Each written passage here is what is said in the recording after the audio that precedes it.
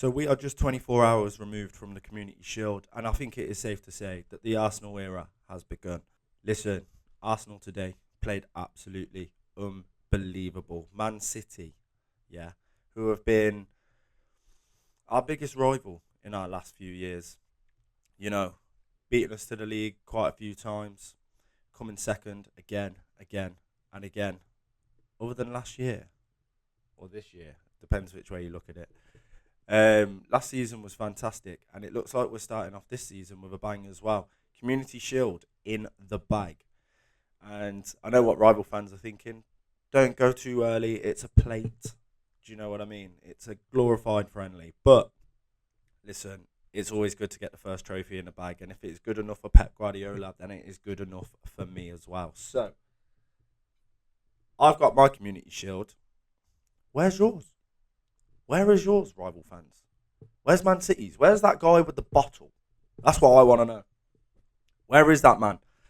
Listen, today we're just going to be talking through the match, and we're going to be doing some player ratings as well.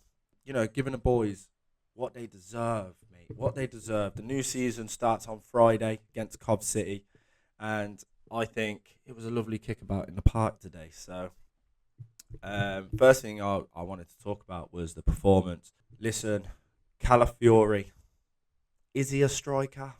Is he a centre back? Is he a left back? I guess we'll never know. But that finish, 25 seconds is all it took. 25 seconds to just break through the lines. Lewis Skelly as well. Absolutely fantastic ball. They will talk about the finish and they will talk about Calafiori, but that turn on the ball, 100 times out of 100, that ball goes backwards. But not when Skelly's got the ball. Do you know what I mean? Straight away, drop the shoulder, take the midfielder out the game, and just find the line, find the pass. And just like that, 25 seconds in, we're already 1-0 up. And you're thinking, have we shot our shot too early? Have we gone early there? Because now we've still got 90 minutes. It's not even been a minute. We've still got 90 minutes to try and keep these sharks, is what I've been told, these big blue sharks from biting us. And to be honest, they didn't bite us all game. They did nothing because we've got David Raya back. Then this is what happens. When you have a world-class goalkeeper like David Raya, this is exactly what happens. Now, the fact that he is Spain's number 2 is a joke. Absolute joke. I would put David Raya at number 1 every day of the week. And the fact that, you know, he started at Brentford. Well, didn't start at Brentford. He started elsewhere. But as far as, like, my knowledge will go, he was well known at Brentford, you know. And I remember there was a time where it was David Raya and Robert Sanchez at Brighton. And I was looking at both of them. And there was a part of me that would go, they're both good keepers, but I think Robert Sanchez might be a bit better. Boy, was I wrong. And this is why it says in the description of this channel, zero ball knowledge, okay? Because David Raya, sorry, you are a joke of a man, bro. Going into the defence as well, because obviously David Raya is a class keeper, but that defence in front of him, fantastic today. Gabriel seemed like he was back to normal. In pre-season, he seemed a bit wobbly, but he seemed back to his usual self today. Obviously, we've already touched on Calafiori. I think Calafiori is just an absolute unicorn of a defender. I just don't know whether he's...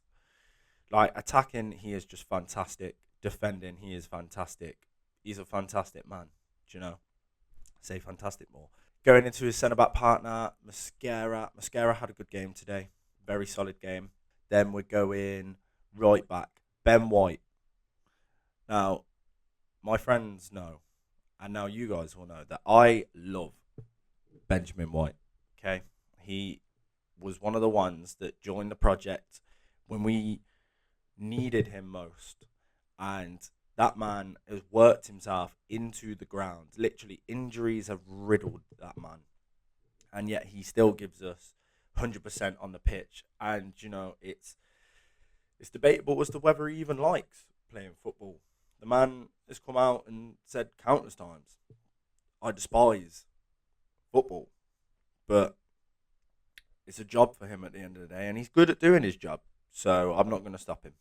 Moving into the midfield, I'll go with Skelly first. So obviously there was a few rumours that we've offered him out to Chelsea, Man United, I believe.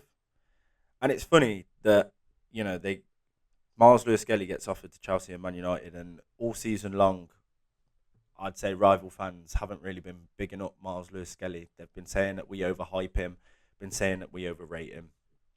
And as soon as he's linked with your club, different story. All of a sudden, he's the final cog in that puzzle that will complete all your teams.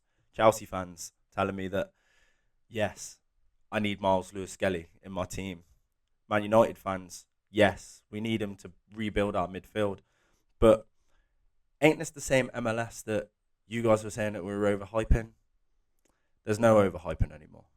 Zero overhyping. You see, what you saw today was a Miles Lewis-Skelly that is back to his best. When we pushed him out to left back, I thought, do you know what? He had a fantastic little run there, but at the same time, it's not his position. You put him in that midfield where he played in the academy, by the way, and where he wants to play, all of a sudden, look at what you're getting. And maybe I am adding to the overhype, but I think you put Miles Lewis-Skelly in that PSG midfield. I'm just saying we're having way more different conversations. I think he's getting Arsenal taxed because Miles Lewis-Skelly is a joke. 19 years of age. 19. It's ridiculous. You saw what he did at the Bernabeu. And you saw what he did against PSG. Granted, we lost. But that was due to a centre-back error. Do you know what I mean? The Lewis-Skelly he's untouchable. We can't sell that man. So I am so glad that Mikel Arteta started him today. And I'm glad that you put in another performance like that. And you know what? Arteta's got a headache. Because who'd you play? Do you play Miles? Or do you play this man? Bruno Guimaraes. Yeah. Thank you, Newcastle. Thank you very much. Now, I'll say that I think Bruno is only his second game for Arsenal. Obviously, he played against Dortmund in pre-season friendly. And I think he needs a little bit more time adjusting to the team. But boy, is he just going to fit in so well. Because he's like the Gabriel of midfielders. Do you know what I mean? The geezer loves a tackle. He loves coming in and just absolutely battering man out the way. You saw exactly what he did. I can't remember who he did it to in the game. Straight away. Doku, I think it was. Got on the ball. Get off the ball. That's what I want. I want that in my midfield. Then let's go to Martin Odegaard. Now, I owe Martin Odegaard an apology today. Because I can't lie, if I'm dead honest with myself, I was one of them fans that was saying, maybe it's time for Odegaard to move on. Because I think he's a beautiful footballer. And when he came on loan from Real Madrid, I thought he had a really good spell and I wanted to sign him permanently. We got him permanently. And that 22-23 season, joke. But the last few years, I feel like he's slowly just been trying to find himself. He's not been that Odegaard of old. And then, out of nowhere, today, we've got World Cup Odegaard back. Odegaard for Norgard. Odegaard for Norway is a joke of a player. We've seen it in the World Cup. He was absolutely fantastic for Norway. And you know what? He dictated games. And he just took it to them. And he had Haaland up top to support him. He's come back to Arsenal. He's a new man. And if we can get this Odegaard for the entirety of this season with no injuries, and do you know what? I think Cap is back. Moving out to the wings. Who did we have on the wings? Noni Madueke. I'm not going to say too much on Noni Madueke. Just know that in my head, I set him a goal of don't piss me off 5 times in this game. And he only pissed me off 3 times. So that's actually good for Noni. Deliveries could be better. Decision making could be better. But I think at some point we're just going to have to realise that this is just Noni. And it's what he says on the tin. Do you know what I mean? I just need more, unfortunately. And, if the talk is that we're going to sell Ethan Wanyeri and keep Noni, then maybe there's a conversation to be had in the future. But at the end of the day, how can I not back Mikel Arteta and what he's done with this team? If he sees something in Noni and he thinks he can give us more going forward in the attack, then I'm not going to argue with that. But let's just hope we don't live to regret that one. On the other flank, Zolis, Quantum of Zolis. Yeah. James Bond, 007. Yeah. That's my winger now. The Greek god that he is. Had an absolutely fantastic preseason so far. I think he's got like 5 assists and 1 goal. That is an FPL baddie, by the way. Shouldn't be telling you like that because he's going straight in my team. And yeah, it was 2 more assists today. 2 more assists. He's a stat pad man. Yeah, I love Zolis. I think it's a great signing. Obviously, I feel like the pressure's sort of off him at the moment because if we'd got Vinny, which is a whole other thing, don't worry, I'm still heartbroken about that and I'm not over it yet. But I'd say Zolis, the pressure's off him at the moment because I think people and fans still want a marquee left winger. I'd maybe go as far as to say maybe we don't need it. Do you know what I mean? If we can sell Martinelli and we can play Zolis, and do you know what? Like, I'd even argue maybe Gyökeres off the left. Now, I know what you're going to say. This guy's got 0 ball knowledge. I hear it. But all I'm saying is when he played for Cov, he played off the left. When he played off the left, he was balling. Maybe it's something that we can look at. Because he's a very kick it and run type of player. You could do that on the wings. I don't need you to be nice and neat and tidy on the wings. I just need you to get the ball in. So then, yes, moving up top, we have got Kai Havertz. It's a bit hit or miss, Kai Havertz, but do you know what? I think what he adds to this team is just great. And we do look 1,000 times better with him up top over Gyökeres. So I'd play him. And I think he's done well. He scored his goal today. He was a bit quiet at first. I think his goal was literally his 4th touch, which is mad to me. You barely touch the ball, but when you do, it matters. And you know what? That's fine. So that's a short player review. And now I'm going to get into talking about Manchester City, because if I was Man City, I'd be worried. I'd be really worried. This post-Pep era is not looking good for them one bit. And I am here for it. Do you know what I mean? These men have been, what is it now? 130 charges? I thought it was 115, but I think they found 15 more. Shock horror. These men have got this coming because they have dominated this league for years, and it's finally time that they get put back in their place, because realistically, who are Man City? They're a big club now, but they never were before. And under this Maresca, do I think he's the man for the job? Probably not. But it's going to be another one of those where I think Fergie for Man United was a god to them. Do you know what I mean? He was the guy. And I think Pep is going to be that guy for Manchester City. So it's a case of who can replace Pep, if anyone. I don't think anyone can. Unless, do you know what? Maybe it's Arteta. But you can't have him because he's at us. And we're creating a dynasty. That's what we're doing. Man City, you're on the way down, lads. And that's peak.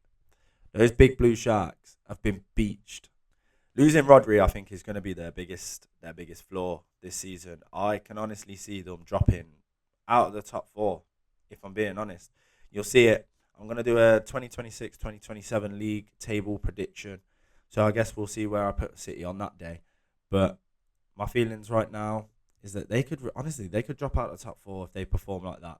3-0, whitewashed, pass the pad, get gone. See you later. Sayonara. Washed. Sharks are down. They're going extinct, which is a shame. I like sharks, just not them ones. Alright, this is the part of the video where I am going to get into the player ratings. Obviously, we've already gone through a short review of each player and my thoughts on their game, so I'm not going to do that again. So don't worry. Don't click off. Remember, like, comment, subscribe, hype the video. Yeah, so without further ado, let's get on to the player ratings. Starting in goal, David Raya. As I said before, fantastic performance, back to his best, making saves, left, right, and centre. He's so good at getting down low. It's like Flow Rider will be proud. I'm going to say David Raya for his performance today, I'm going to give him an 8 because I think when he had things to do, he had to do it, and he did it. He's just slick with it, like his new hair. I'd say coming out, collecting the ball as well. It is so refreshing to see Raya in the sticks and not Kepa. I think if Arteta had gone with Kepa today, it could have been a very, very different story, and this would be a very, very different video. So yeah, David Raya, I'm going to go 8. Moving on to right back, we've got Ben White. As I said, I love Ben White. He's back to, I wouldn't say his best, but he's doing his best for what he can do. And Ben White, I think, deserves a 7 today. That block as well, I can't remember who it was from. Might have been Doku. Yeah. Stupid. I seen Bruno was shaking his head in the background. It's because he realised you've just joined an absolute team of nutters, mental cases. So for his performance, I'll give Ben White a 7 today. Going over to Mascara, I'd say the same, probably a 7. Did his job, locked off whoever he needed to lock off, clean sheet, can't complain. So that boosts up your points a little bit as well. And I felt like I weren't looking at him as the weak side. There was no weak side. So yeah, Mascara, I'd say a 7. Moving on to his partner, Gabriel, beast. The wall at the back, Gabriel. Yeah, I'd say Gabriel, I'd give his performance an 8. Now, there was a time where he literally had to mop up at the back, in the box, straight, clattered the player, yeah. Fantastic. That's what he's there for. That's what he does. And do you know, I remember I seen Carragher on, I believe it's the Fan Debate on YouTube, talking about, when centre-backs get a tackle off and they celebrate. Bore off? What about that? Just bore off. Do you know how many Prems does Gabriel have? How many Prems does Carragher have?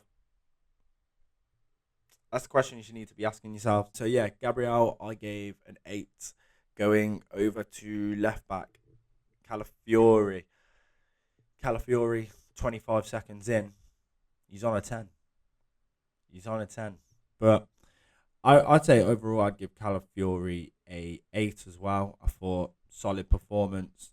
Obviously going forwards, it's so weird. It's like you almost have to mark him for 2 different performances, because in the attack he's ridiculous, and at the back he's ridiculous. So it's almost like I want to mark him twice. But I'd say overall averages out at a 8 as well. Going into the midfield, Miles Lewis-Skelly, I'm going to go 9. I think Miles was fantastic today. I thought he just absolute dictates the midfield. He made Elliot Anderson look like a bomb. That's what he made him look like. He went, bro, you want to sign for the big boys? You want to sign for Man City? Listen, you ain't even on my level, let alone Man City's level. Now, it's probably being harsh on Anderson, to be fair. I do love Anderson. I thought he was class in the World Cup. But today, didn't look good though, did he? Did not look good. Odegaard made him look like a bomb as well. It was crazy. Going on to Bruno, I'd say Bruno was probably a 6, if I'm honest. I think, like what I was saying before, I think it's going to take him a little while just to get himself into the game, get himself into the team. I'm pretty sure come Friday against Cov City, he's going to be ready. But, he's a new signing, so I'm not going to go too hard. I still think he had a good game. I just don't think he had as good a game as Odegaard and Miles Lewis-Skelly. So I'll go with a 6 for Bruno. Right, Martin Odegaard. I'm going to go big. My man of the match today, Martin Odegaard. You are getting a 10. Yeah, a 10. I have waited years years for this Martin Odegaard. This performance is exactly what Arsenal fans have been screaming out for from our captain. You get the ball, you dictate the game, take players out the game. He ran that midfield today. Granted, no Rodri, could have been different, but shoulda, woulda, coulda. That's what I'm looking at. I'm looking at what happened today. Martin Odegaard absolutely just tore Man City apart. And he showed and reminded everyone of the player that we signed from Real Madrid. Yeah? So Odegaard's getting a 10 today. Cap is back. That's what I'm looking at. Going out to the wings. Let's get this over shortly. Let's get it done with. Noni Madueke 4. Okay, class. On to the next wing. Zolis. I'm going to go Zolis with a 9 as well. I think he showed levels today on that flank. Obviously, we've been having Martinelli on the flank for quite a while. We had Trossard. And do you know what? He is that Trossard replacement. He's a stat man. But he's not just a stat man. He's just a great player. Like, the way he just opens up and always just knows where to be. The header across goal for Havertz, fantastic. And he's not that tall. I think he's like 5'10", 5'11". And he rised up and he's hit it with the side of his head, put it back across goal.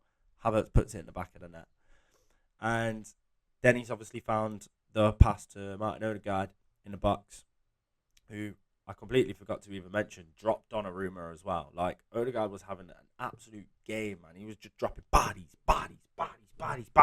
That's what Odegaard was doing. But back to Zolis. Zolis, fantastic today. Great couple of passes. Great assists.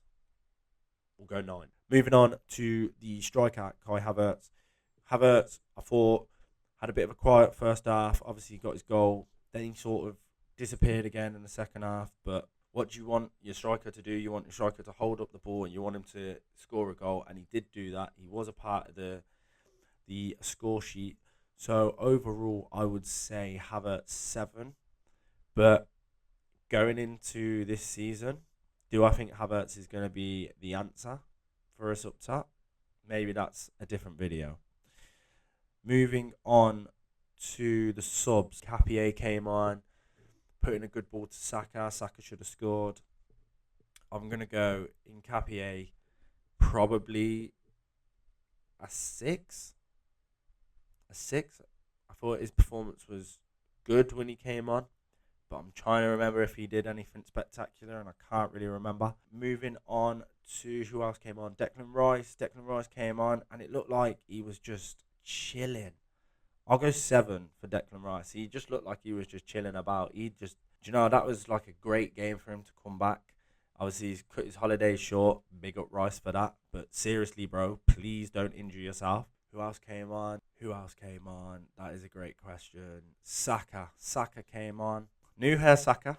I like the new hair. Hopefully that means that your performances are going to pick up a little bit, because last season weren't his season. Granted, he was injured for a lot of it, but conversations started happening in my ears. Rival fans getting in my ears. Is he washed? Is he done? Blah, blah, blah. I don't think he's done yet. Let's see what new hair Saka, evil Saka. Let's see what evil Saka does this season. I'll give Saka a standard 6. Should have got his goal, but the way he bitched Gvardiol, fantastic. I want to see more from Saka. I need to see that attitude, that bite this season. You know, tell the haters, show the haters why you are still that guy. Zubimendi, what did Zubimendi do when he came on? I can't even really remember. So I'll just give him a standard 6. Obviously, he's come on. He's like shored the ship straight back. Gyökeres, I need to see more from you. This season, bro. Hopefully, I mean, he got 20 plus goals last season, but that's his job, right? Scoring goals. So in that regard, I can't really slag him off. But in terms of like an actual footballer, I need to see a bit more, bro. Otherwise, Havertz is just going to be getting in the team over you. So I'll give Gyökeres a standard 5, and then Eze, bit harsh to rate him because he only came on for about 5 minutes. I'll just go standard 5. Didn't really do too much of note. So yeah, that is the player ratings for Arsenal versus Man City in the Community Shield 2026. which we've won again. Guys, if you like the video, comment, subscribe. Let me know what you think of the player ratings. Let me know if you do anything different. I look forward to Cov City. Stay locked into the channel because there will be a preview out on the day, maybe the day before. But yeah, subscribe because we are going to be smashing out daily content now, and I am back just like the Prem season. Let's go. Cheers, guys.